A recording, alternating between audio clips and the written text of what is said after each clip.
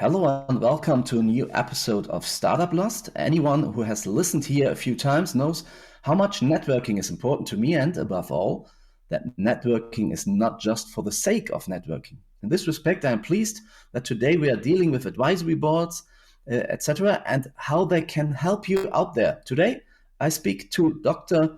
Maren Celine Schweizer. I've invited her. Greetings, Maren. Yeah, hello to everybody. Thanks for having me. You didn't fall out of the sky as a board expert. You actually took your first professional steps in aviation. What was that about? Oh, that's been a startup. Aviation has been my passion since my very early teenage years. My father took me to a little airport where he was flying those little propeller aircraft, and I got so fascinated that I started glider flying. And then during my studies, I pursued a parallel career to become first a commercial pilot as for the small aircraft, and then did the airline pilot license and started as a co-founder building a taxi aircraft airline.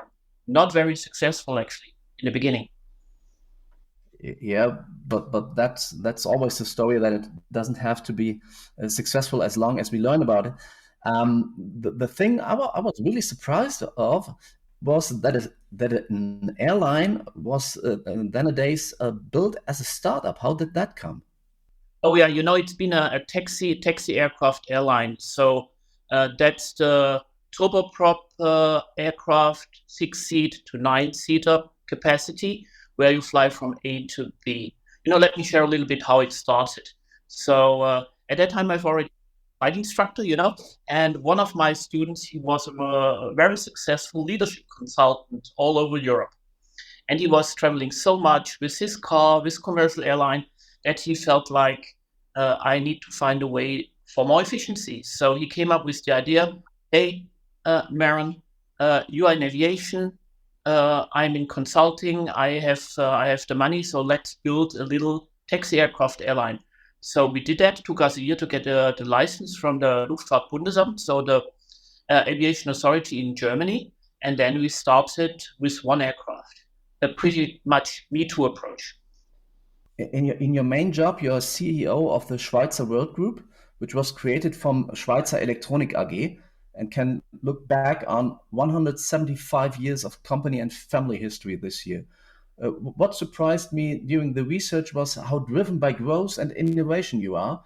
Where does that come from? Is that your startup idea of the aircraft system? What you learned about it? Yeah, that's part of the story, I would say. But since I can recall every lunch when my father was around and my grandfather was around, we've been talking business. So I think I've been very early to be curious, to look into innovation. So the bigger picture, it's just like we are dinosaur. So 175 years, that's like a dinosaur. And not to get extinct as a dinosaur, uh, things need to change. So I would want to say change has always been the default of our family business. We are six-gen family business now. And our purpose also never changed. Maybe we did call it differently back in the 1849s. We are here for innovation. So we want to make things better than they were yesterday.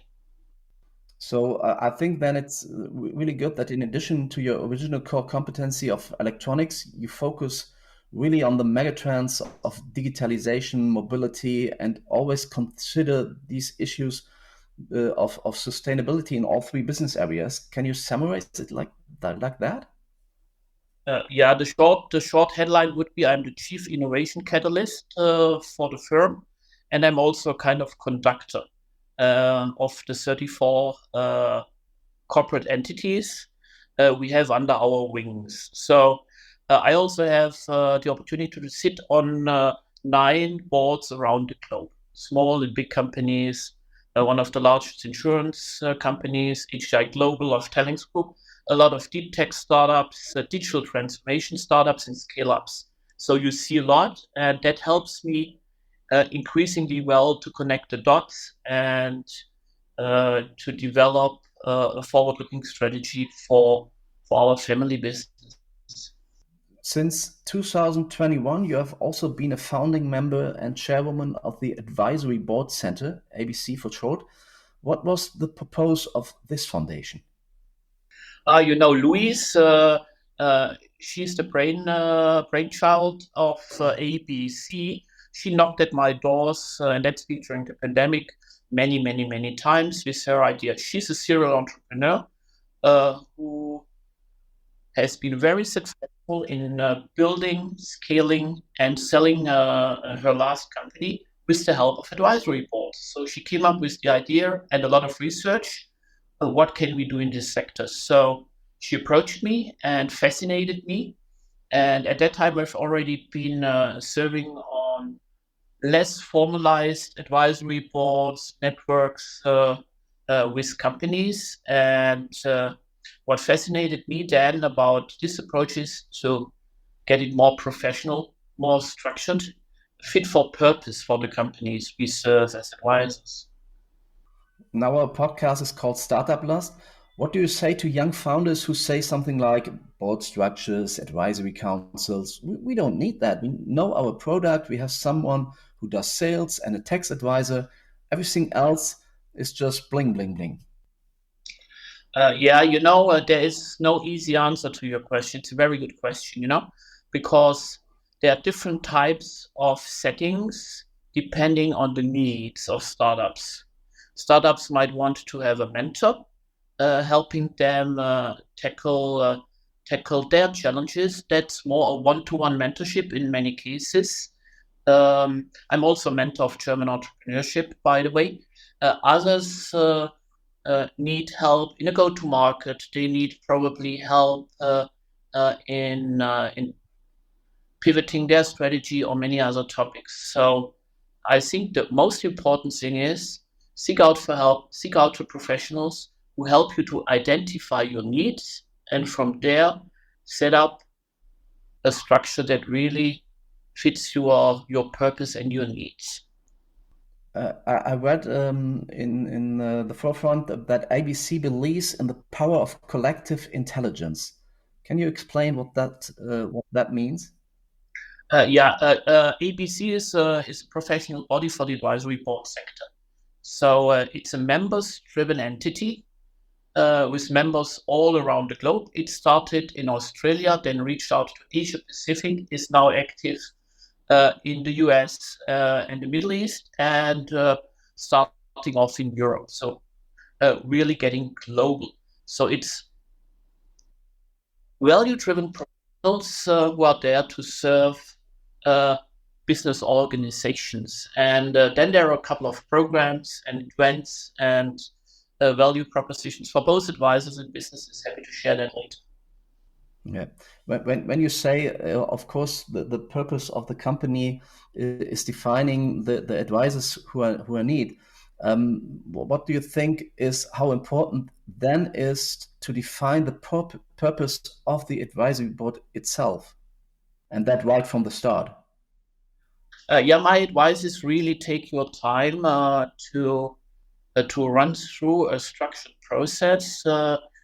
We call it at ABC the establish phase.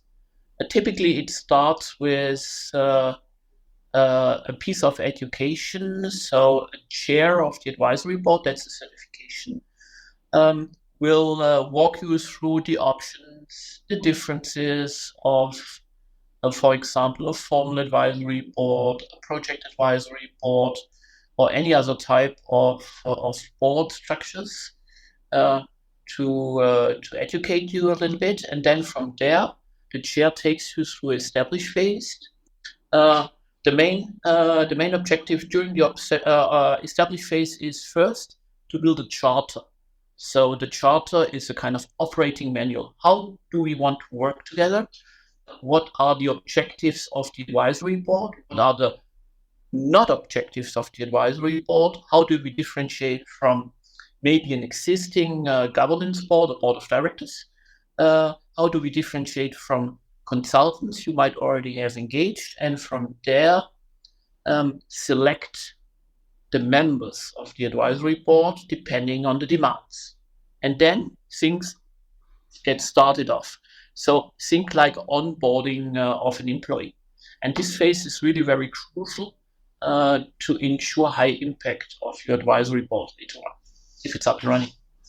Now, board members are, of course, experts in their field, but how do you take away some of the fear from startups that they might also give up some control over their baby, which is maybe a concern? Yeah, let me first go a little bit into the definitions of what is an advisory board, what is a governance board, and what is consulting. So governance boards or board of directors in Germany, it's in public companies. If you look at becoming big, it's the Vorstand and then also the supervisory board, so the executive and supervisory board. That's where the directors are. That's where the decisions are made. While advisory boards are think tanks. They don't make decisions. They don't execute on behalf of the company. They are there to challenge your thoughts, bring input in a very fruitful discussion. While consulting is again another animal. Typically, consulting is more like analyze, simplify, come up with a couple of options, and then most probably also assist in executing these ways. It's really different things. So back to your questions. So if you would take on somebody on your board of directors, there is certain influence. And many founders, they don't want to give away their control in the baby they've been building. So think wisely about it if you want to have somebody on your board of directors, or if you're seeking out for somebody who has expertise, experience, or whatever you're looking for to be part of your think tank. The second topic I feel is important to look at is how do you want to pay your advisors? Most compensation these days are done with a monthly retainer, a cash compensation. Why that? There are two reasons for it. One is maybe you don't want to give away equity of your company. That's one, because equity turns out to be the easy way in the beginning if you are short of cash, but it's very expensive thing to pay in the long run. First. Secondly, it's a question of independence. So one thing which is really important for high impact functional advisory boards is a high degree of independence of the chair and ideally also the members of the advisory board.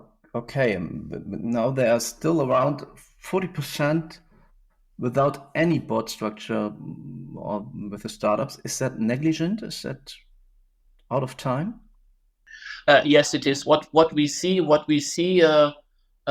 the industry, both in startups, then in mid-sized businesses. Mid-sized is 1.5 million to 200 million turnover, and then the larger ones above 200 million is a rise of advisory boards. Currently, 53% of all advisory boards that are set up globally are actually project advisory boards. Project advisory boards fit very well for large companies as well as for startups. Project can be help me go to market, help me building a partnership, help me build a strategy around my business, for example. Is that a new trend? Project boards? Yeah, it's certainly a new trend. Because advisory boards are not forever.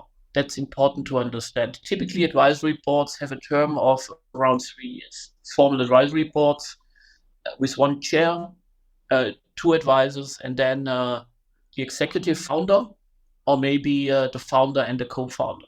So it's typically a team of around 5 in the advisory board, executives included.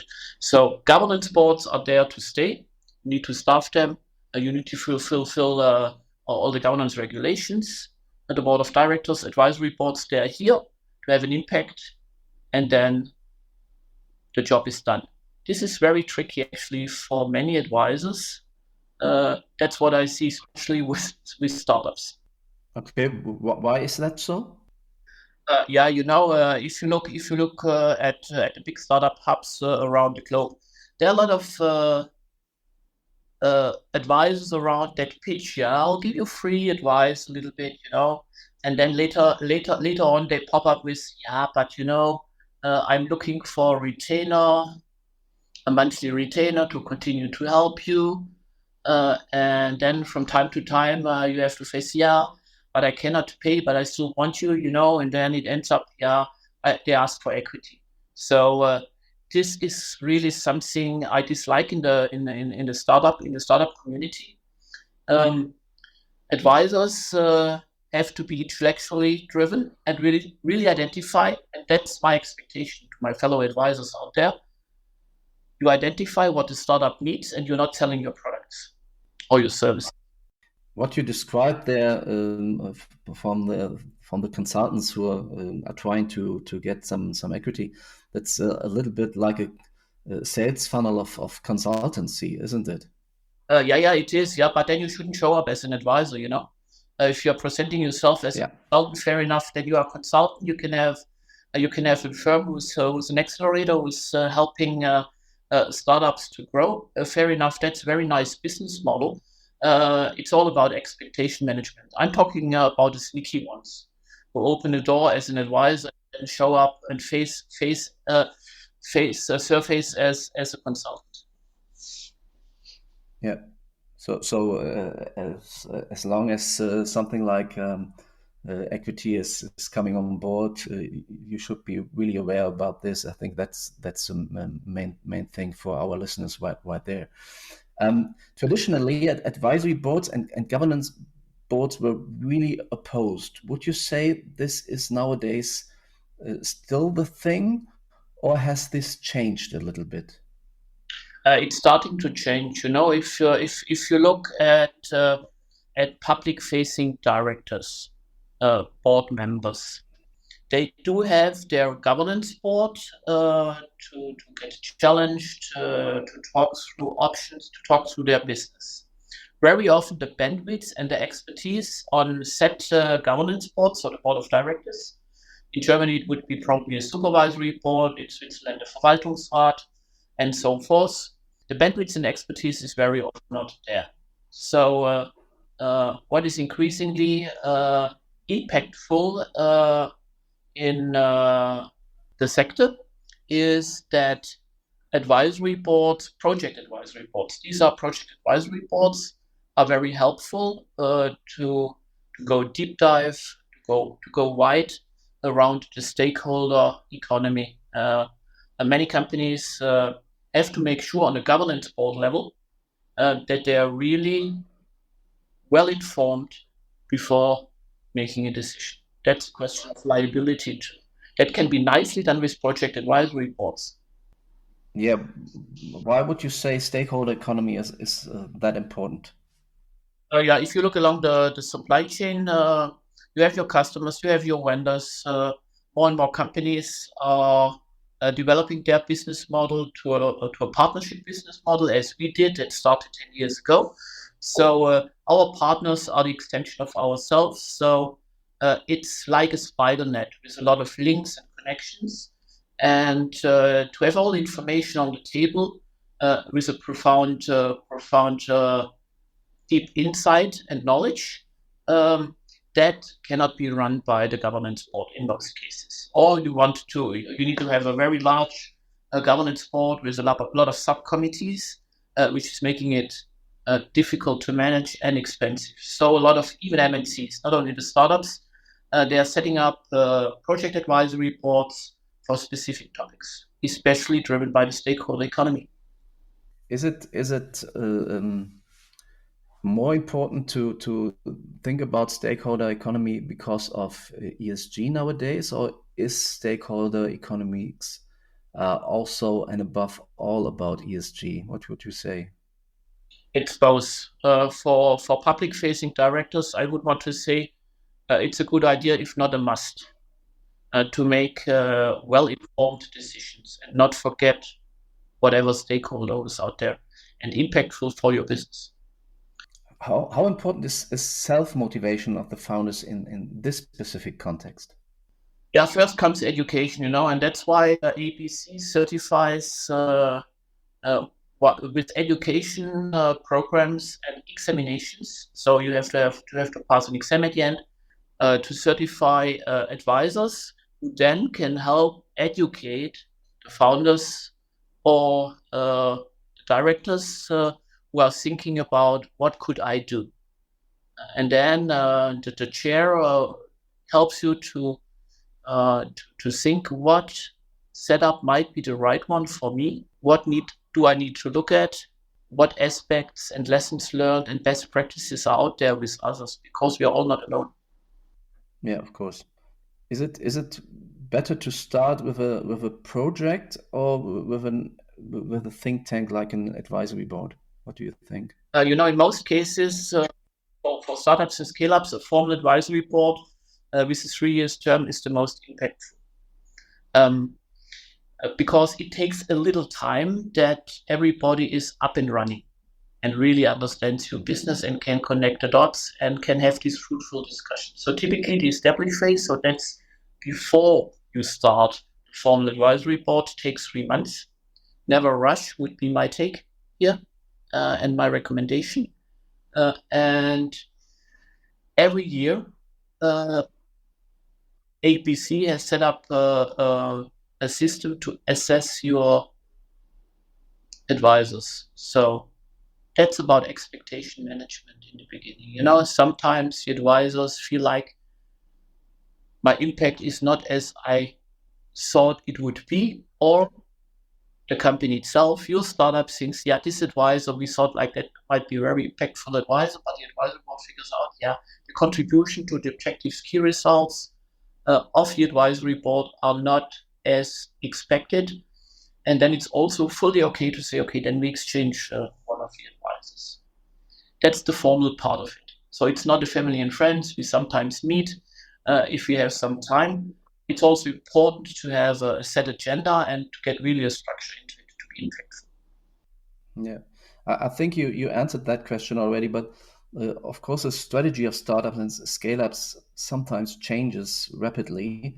So does it also make sense then to react with changes to the consulting, to the advisory structure? Yeah, for sure. Because the advisors, they are there for the startup and not vice versa.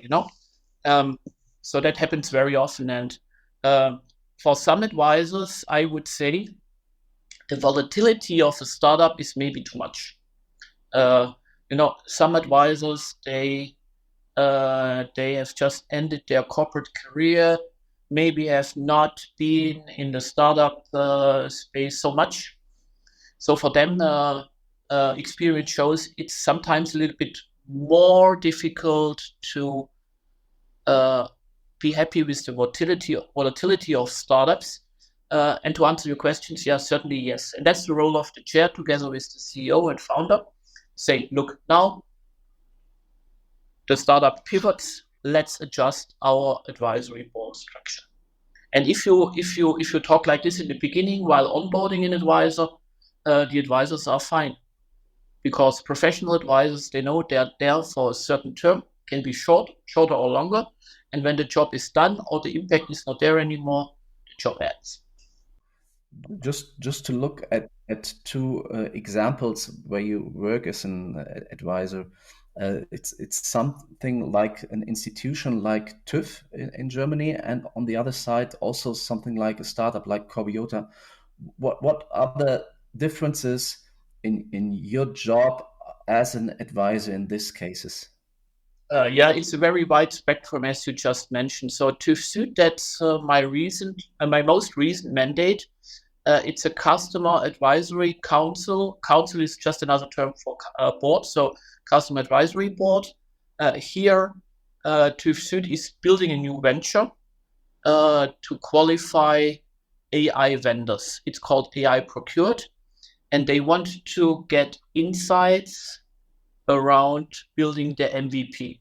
So they're currently building the MVP pre-launch of the product, and it's about identifying friction points, getting refinement ideas about the value proposition and so forth.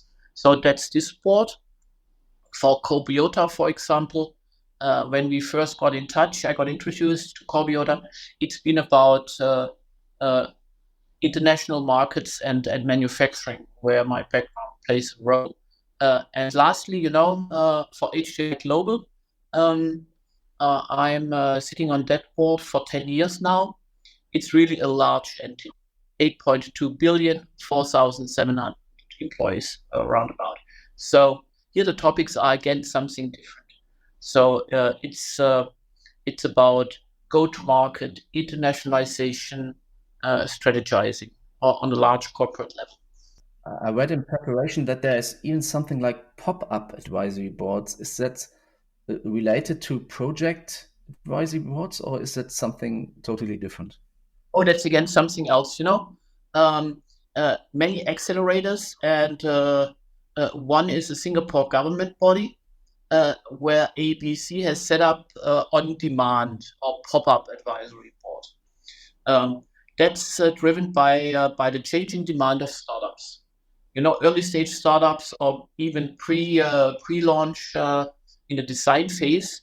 Very often you have certain demands. So here, this accelerator in Singapore set up a pool of advisors, well-groomed advisors with different backgrounds, and then the startups on an ad hoc basis can tap on these advisors. That's called pop-up. Okay. So this is something out of the accelerator world. Yeah, that fits very well for very early stage startups who are still refining their business model, their value proposition, their go-to-market strategy. And then later on, what I see very often is you've experienced the value of the advisor sector, and then many of these startups they do set up an advisory board later on. What about scale ups? I think, of course, they are deeper in the whole journey, of course. But how does that make an impact on their structures, maybe? Yeah, the typical needs for scale ups in many cases, not all for sure. It's all about organizational development. So how do I set up an organization ready to grow? How do I onboard the right talents? How do I implement business processes? So that's typically the objectives, key results I see in scale ups. The tricky part in scale ups is that very often they're investor representatives sitting on the board. One, and two, sometimes the board is a hybrid of an advisory board and a governance board. And this is very, very tricky setup. Yeah, I think we could talk 10, 20 minutes further on, but we are already running out of time. I think we should take a second one that we go even deeper in this whole thematic. Thank you so much for being with us today. It was really great time, Maren. Yeah, very welcome. Thanks for listening. If you want to get in touch with me, go on Schweizer.world, your web browser, or you can find me with my name, Dr. Maren Celine Schweizer, on LinkedIn. Happy to have a one talk if you want to do so. We are going to write this below of our podcast. Thanks so much, and for all you out there, let's get up with startup enthusiasm instead of startup frustration. Thanks for listening.